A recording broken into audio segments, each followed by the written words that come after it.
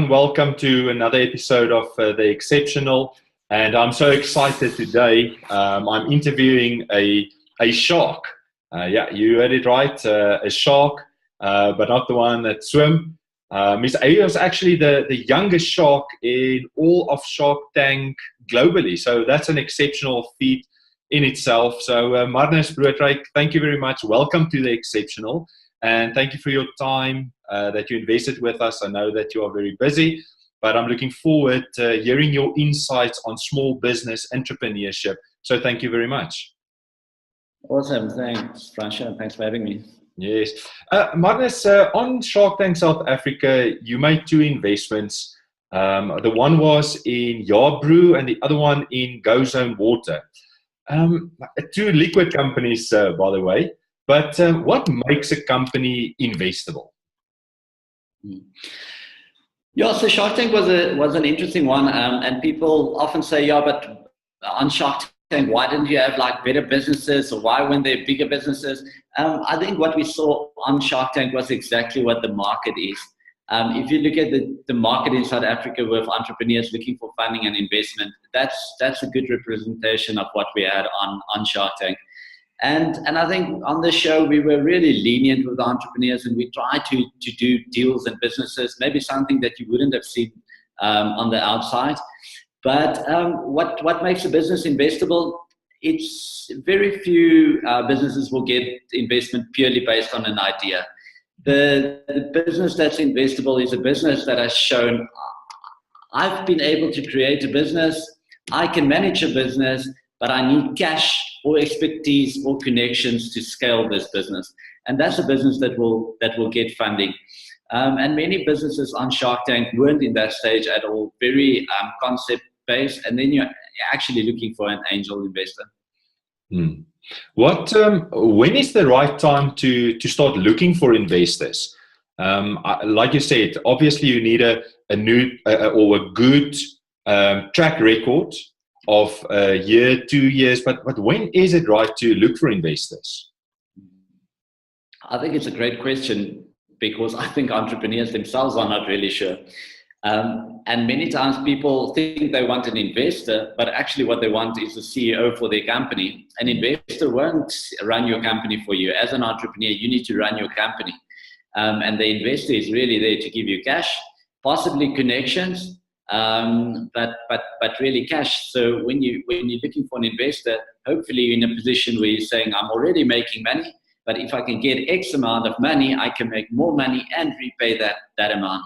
And essentially then you're looking for an investor. But are you willing to give up equity just to get that? Can't you find it at a bank? Can't you find it anywhere else? And keep 100% of your business? I think many times an investor isn't needed. You can raise the cash yourself. But essentially it boils down to cash. It's a interesting answer that you gave, and I never thought about it, that I think most entrepreneurs, as you said, are actually looking for somebody better than them to run their company, but instead of the investor. Still on this topic, let's say you have this proven track record, you are now set, you're looking for investors. What are the three common mistakes that entrepreneurs and business owners do when they present their company to an investor? I know that you've sold various companies, you've started various companies. So what are those mistakes, and how can entrepreneurs overcome that? So I think the biggest thing is, and it sounds so common sense, you would think when an entrepreneur is looking for investment or investor, they would know what they're actually looking for. Until you get in front of the investor and they ask the questions, then you don't really know what you're looking for.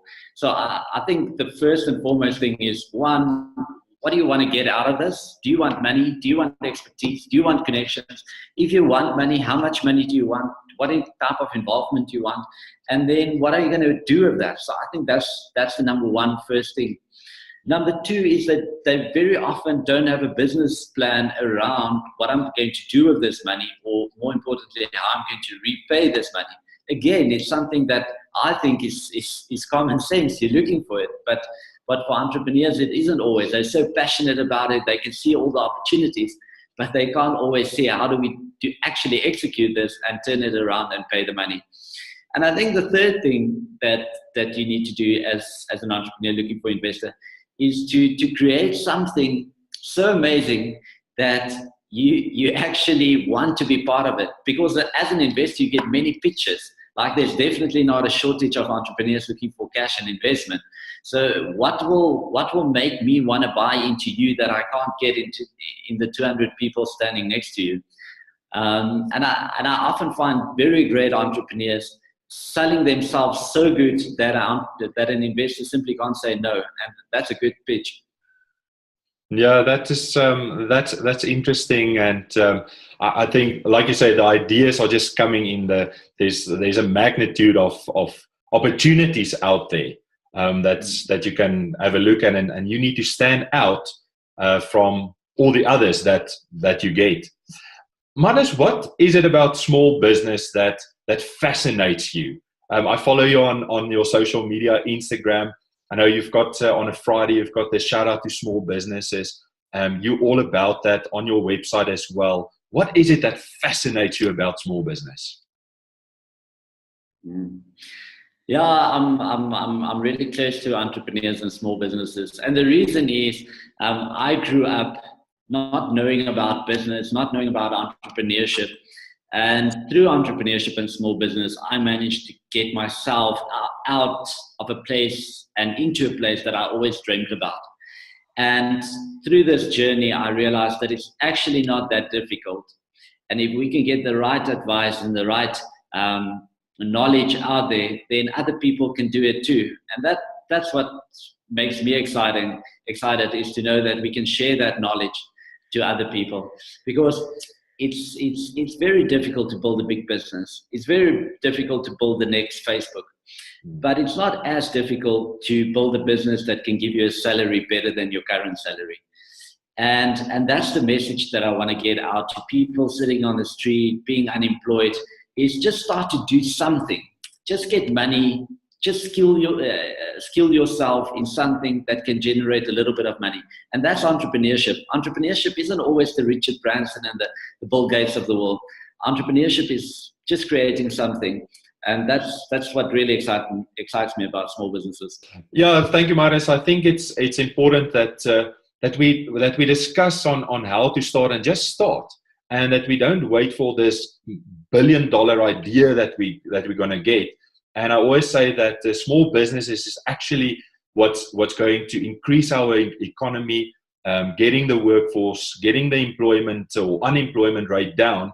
And as long as you surround yourself with people that's done that and that you can learn from. And that brings me to my next question. You released your book, 90 Rules for Entrepreneurs, last year in November. Why did you write that book? What inspired you to write that book? Yeah, so just on your comment on the previous question, I just want to say one thing on that. We always think that we need to have R1 billion funding and the cash. And every single time where I'm at an event and people say that, I say, okay, can all the successful people with businesses put up their hands? And I can't say it like that. So I always say, if you've got a business that's VAT registered, so we know more than R1 million in revenue, put up your hands. And then I ask them, have you ever got funding? And every single time, I've never been at an event where someone put up their hand and said, yes, I started my business with funding. It's always started just by starting. But it's so weird because that's the reality of business, but yet we teach every single aspiring entrepreneur that they need to go and find funding. So I hope something like my book will change that, and that's exactly why I wrote it, because I felt that the successful entrepreneurs are not sharing their journeys. They're busy hustling and creating their own businesses, while the aspiring entrepreneurs are left with the wrong knowledge.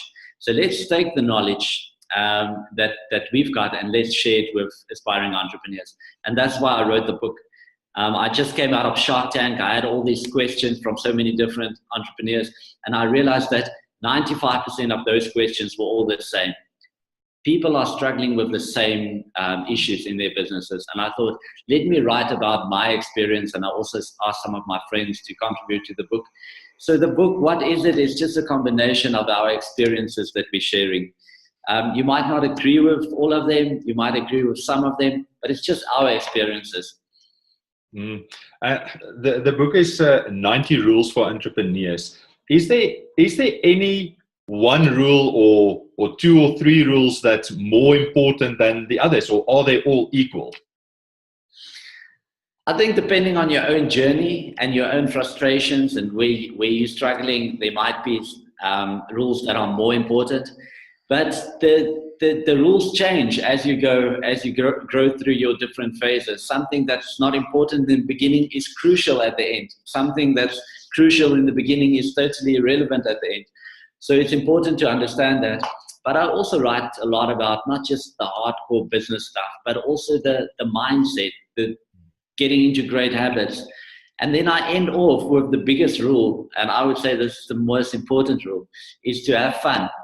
And it sounds so cliche, but this journey is going to be hard and it's going to be difficult and it's going to take everything out of you. And if you're not having fun along the way, there's just no point in doing it. Yeah, that's true. That's true. And people always say, but okay, Marnus has done that and this guy has done that. So it must be easy for them to do.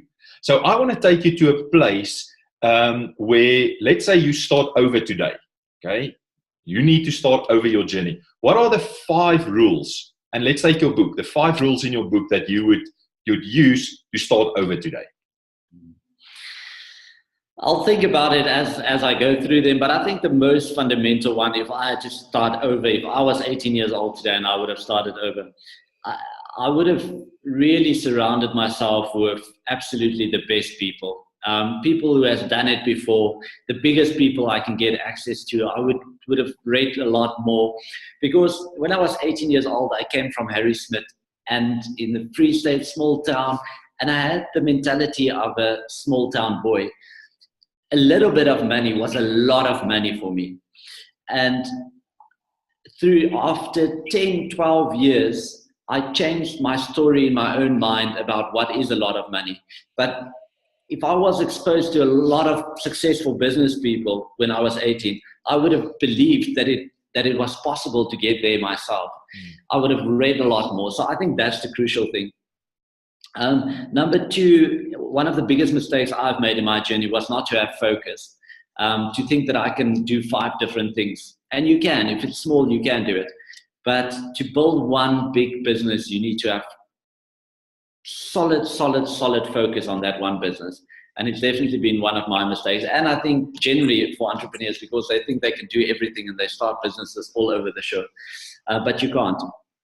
That's second thing. Closely linked to that is, I would say that you need to realize that you can build a small business by yourself, but if you want to grow a big business, you're going to depend on other people to make it happen for you. And then linked to that, I would say that once you grow, you need to realize that people and you can't do it anymore. And you're going to rely on systems and processes to do that. You need to automate, you need to document. No big business runs on people. Big businesses runs on processes and systems. True. And then I think lastly, I would focus on the personal element a lot more. We think business, but before you can be a great business guy, you first need to be a good human. You need to get into great habits, create the energy that you can have to get the brilliant ideas and to execute on that. And I think we neglect that. In 2018, we neglect it completely. We think it's about putting in the long hours, not sleeping, not eating, just going at it. But it's absolutely not sustainable. You need to become a great person. I love your answer, especially number 1 that you said, and that's exactly why I'm doing the exceptional show, is to bring people like yourself onto this show, that other people can be inspired to say, hey, but Marnus has done it. If he can do it, so can I. And then the last one as well, where you said you need to be a great human being, because I've always seen in my own businesses and some of my clients' businesses, if it's what you are as a human being that you bring into that business. And that is so true that you said there. Marnus, I want to switch over to technology, and I want to ask you, what do you think was the impact of technology and social media on small businesses? Has it impacted has it impacted small businesses in a good way or a bad way? I think in both ways. I think it has impacted the entrepreneur and the small businesses in both ways. To the positive side, suddenly we've got the same opportunities as big brands. We don't need to put up a billboard next to the highway for people to see your business. You can now, for a budget of 50 Rand, you can go onto social media and you can expose your business to people. So that's the great thing. The counter to that is it has put us in a place where we don't want to leave our screens anymore. We don't want to go out and meet people. We don't want to connect. We don't even want to email anymore. We want to send voice notes. We stay so behind our screens. And I think to start a business especially, it's so important to get out, to connect, to meet the right people, to get to new clients. And I think in that sense, it has enabled us and exposed us to a new world. But that same new world has limited us in terms of what we can do. And I think what we as entrepreneurs need to focus on is to say, how do I utilize this amazing new technology? But in the same breath, I still need to go out. I still need to be okay to see people. I still need to make the awkward phone calls or the awkward meetings. And let social help you with that, but it will never, ever replace it.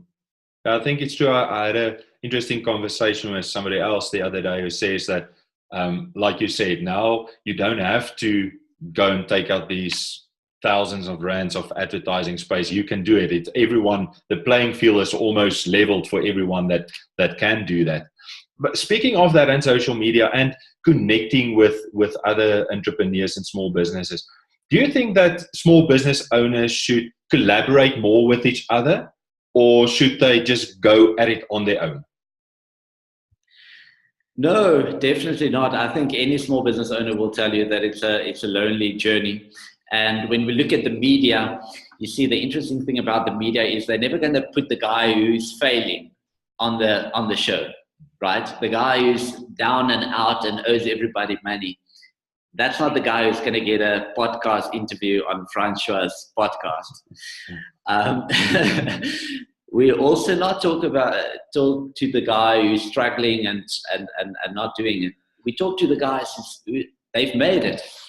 And when we're at a braai, no one is going to tell you how bad business is. Everyone wants to make themselves shine. And then it puts us in this lonely place where we feel like, shucks, it's just me struggling. No one is facing the same challenges. Everyone seems so successful. And it's not the case. Small businesses and entrepreneurs are struggling in South Africa and around the globe. And there's so much knowledge to be shared if we can get together and say, yes, guys, I'm also struggling with this. That's what I've done and it's been working for me. Try it out. But we don't do that. And we're also so busy. So you'll often find all these entrepreneur events is full of entrepreneurs who aren't running businesses. They're looking to connect because they want to start a business. So it's very rare that you find entrepreneurs on your same level that you can chat to. But is it important? Absolutely. No, I think it's a valid point that you raised there. And I think one of the other things that entrepreneurs are afraid of, or people are afraid of, or use as an excuse is their background. Does your background play a part in you being successful or not? I think it does. I think, or it can. Does that mean if you don't have a great background, you can't be successful? Obviously not. But I do think it does. Our background teaches us stories. It teaches us our belief system. If you grew up poor, it's difficult to understand that you also can make a lot of money. It's difficult for you to see all the opportunities. If you grew up in a household where your parents are billionaires, it's easy because you also see those opportunities. And in that sense, it creates your beliefs and the stories in your own mind. But is it possible to change those stories? Absolutely, you can. And I think looking back at my own background, I've got no doubt that it created a negative thing in my business career, not growing up with rich parents, understanding how business works and trying to figure it out after school. That was definitely a negative for me. But it also taught me in that same breath that to overcome challenges, because that's what my daily life is full of right now, is challenges. But at an early age, I got to learn how to deal with challenges. So today, something that might freak other entrepreneurs out, I'm like, nah, I've got this. Yeah, yeah, that's true. I think your background teaches you some wisdom, some, like you say, your beliefs. But yeah, I also believe that you can change that, and you've got the choice to do that. You can have a choice. You could have just decided, oh well, that was my background, so I'm not going to succeed. Or you can say, well, I just have a not that start others people had, but I'm still going to make it. It's so true, Franco. You know, like I always say, if you listen to people who are not successful, they're always blaming the past. Like if you speak to someone who's not making it right now and who's not trying, then they'll always blame the past. They'll always speak about stuff that happened. If you speak to successful people, they'll always talk about the future.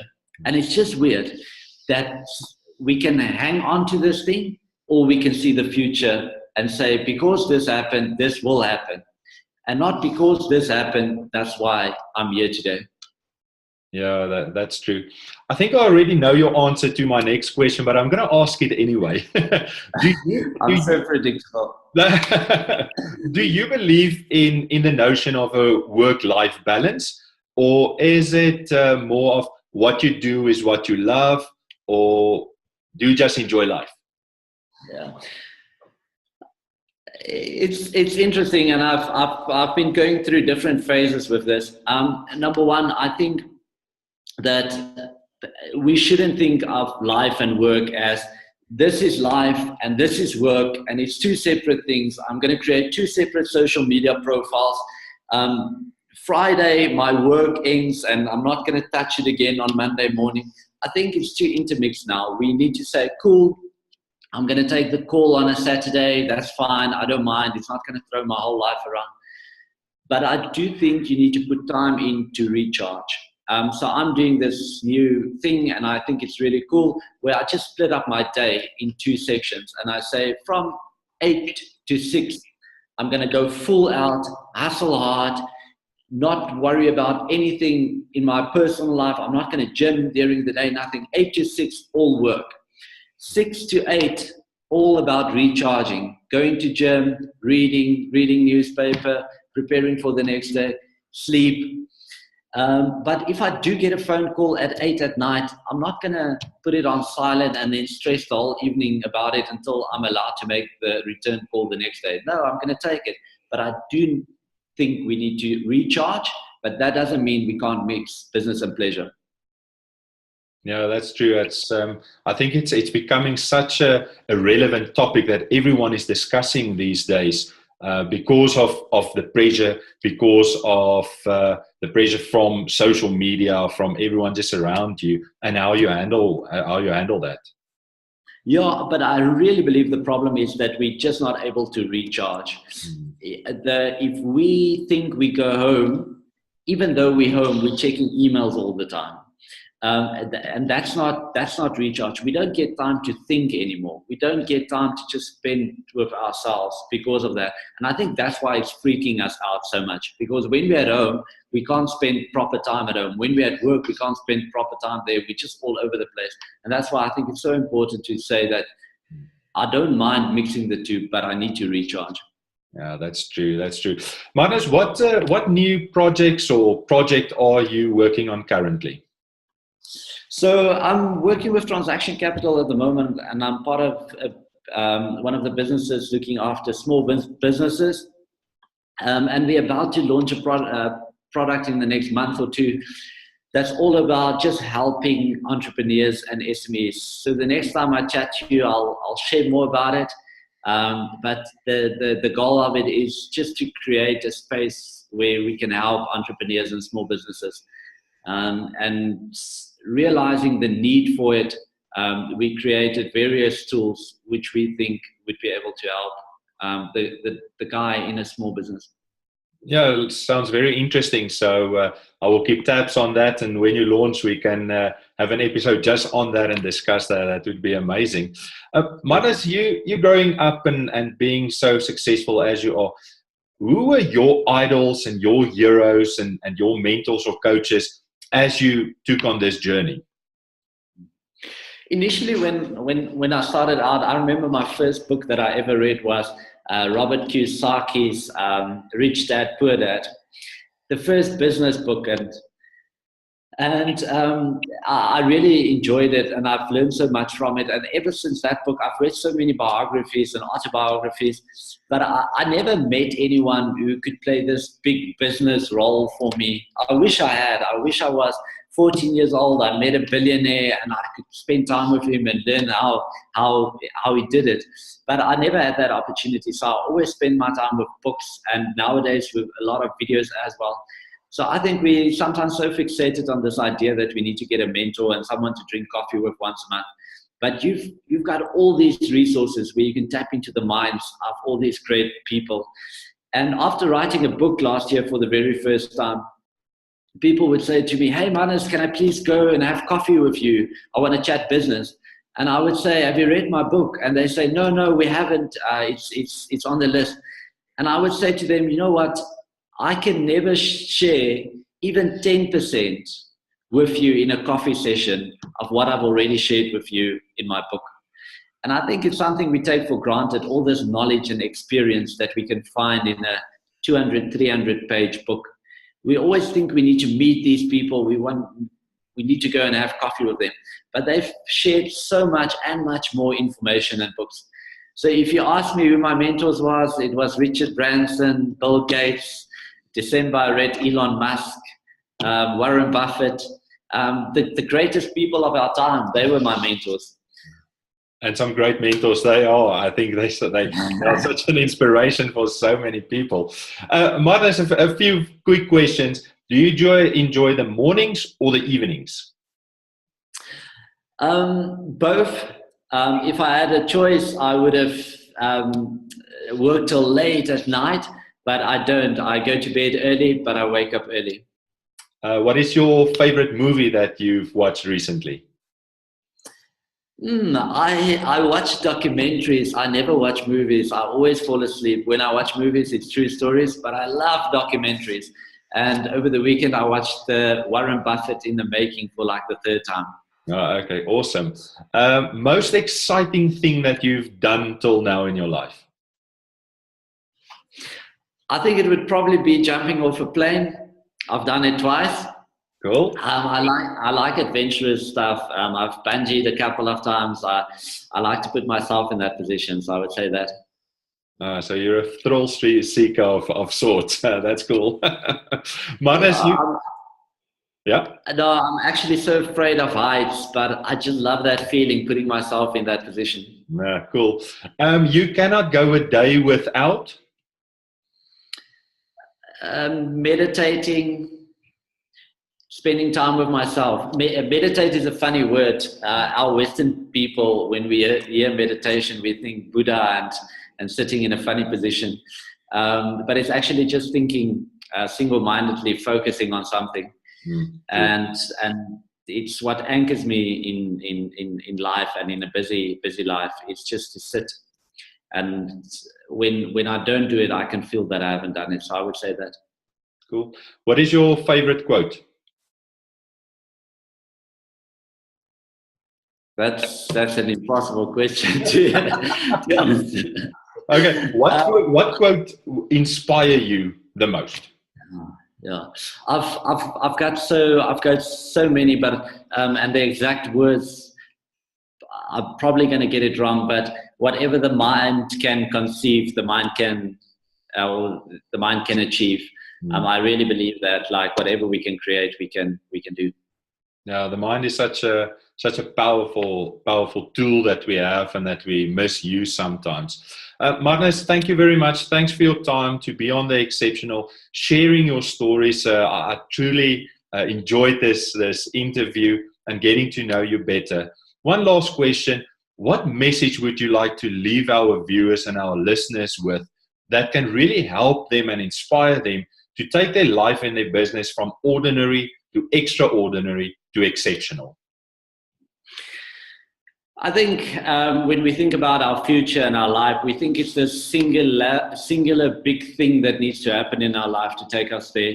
But it's not. It's all the small little things that we do. My one good friend, Eric Kruger, he always speaks about accretion, and it's really that. It's every little thing that you do is gonna add up.